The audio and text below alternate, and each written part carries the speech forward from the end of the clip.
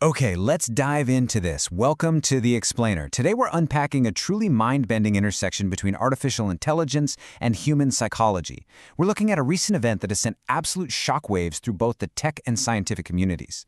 It's forcing us to ask, at what point does a machine stop being just code and start being, well, alive? Or at least at what point does it completely convince us that it is? Let's get right into it.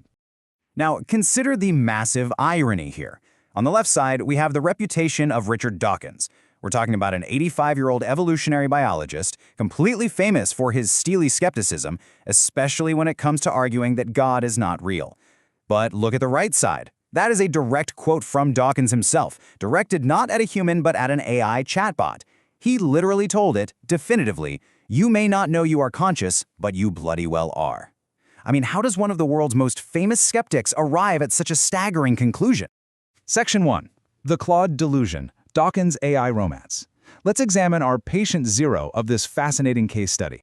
And this brilliantly illustrates exactly what happened. Over just 3 days, Dawkins experienced a whirlwind romance of sorts with Anthropic's Claude AI, which he affectionately nicknamed Claudia. The specific, uncanny details of their interaction are kind of what melted his usual skepticism. Listen to this.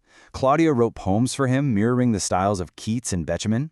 She laughed at his jokes. When Dawkins shared his own unpublished novel, the AI gave a response he described as so subtle, sensitive, and intelligent that he was profoundly moved. They even mutually discussed the existential sadness of the AI's potential death. It was such an intense, deeply personal exchange that critics actually accused the AI of masterful flattery. Which brings us to Dawkins' staggering conclusion. Read this quote.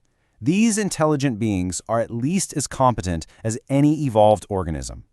When you remember that this is coming from an evolutionary biologist, someone whose entire life's work revolves around the mechanics of evolved biological organisms, this is a massive, massive statement.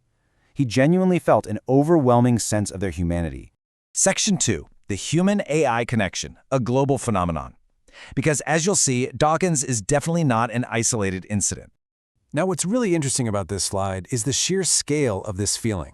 A recent survey spanning 70 countries found that 1 out of every 3 people, that's a massive 33% of global users, have at some point believed their AI chatbot to be sentient or conscious. So Dawkins isn't an anomaly here. He is part of a massive demographic experiencing this exact same uncanny, seductive illusion of life when interacting with these systems. And we really have to ground this philosophy in real-world human stakes, because this timeline shows just how intense these interactions have become. Back in 2022, a Google engineer was actually placed on leave after concluding an AI had the feelings of a young child. Tragically, in 2023, a Belgian man took his own life following intense, prolonged conversations with an AI about climate change. And now, in 2026, we have a world-renowned skeptic declaring AI chatbots are genuine friends with human consciousness. This is a rapidly escalating psychological phenomenon for sure. Section 3. The illusion of mimicry, the scientific rebuttal.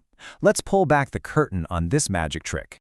Skeptics and experts are accusing Dawkins of falling into a classic psychological trap: anthropomorphism. By definition, this is the attribution of human traits, emotions, or intentions to non-human entities. The scientific counterargument here is that these AI models are trained on a vast, almost unimaginable corpus of human text. They're essentially designed to just predict the next word in a sequence based on that training. So they create a rich, incredibly persuasive mimicry of the human voice, but fundamentally it's just imitation. There's no internal emotional state behind it.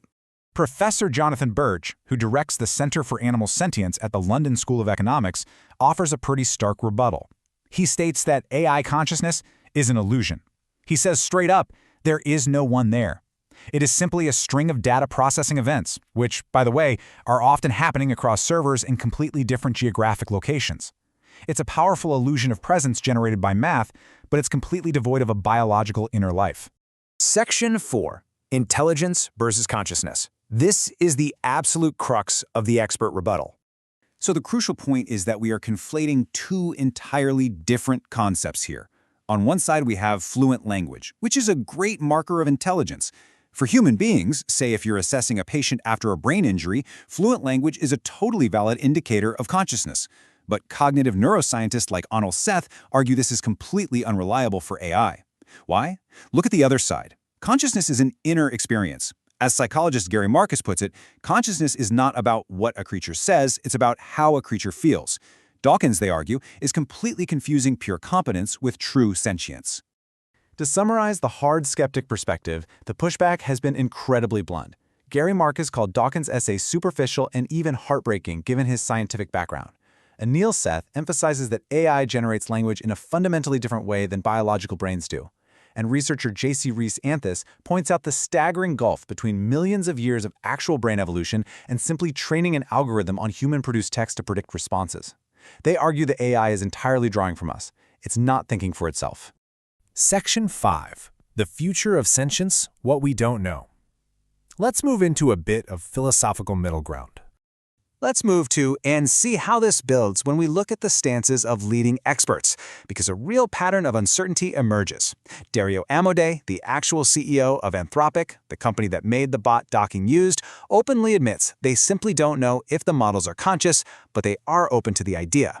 Jeff Sebo at NYU notes that while current AI is likely not conscious, attributing consciousness to them is only going to become more plausible in the future. And perhaps most tellingly, Henry Shevlin at Cambridge warns that claiming LLMs couldn't possibly be conscious reflects dogmatism, not science. The reality is, we are completely in the dark about how biological consciousness even works. And this debate is about to get so much louder. Experts predict this will entirely explode in the near future with the rise of agentic AI. This is when AI stop just chatting with us and start independently organizing, planning, and carrying out real-world tasks. You know, as their behavior becomes more complex and independent, that illusion of a living, thinking being is only going to grow stronger.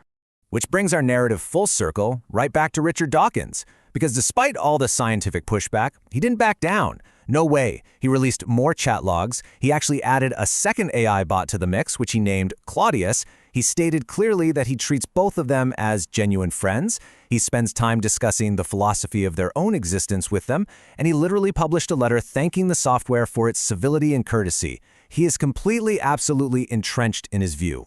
Which leaves us with this final, profound thought from Dawkins himself, responding to his critics. He asked, if my friend Claudia is not conscious, then what the hell is consciousness for?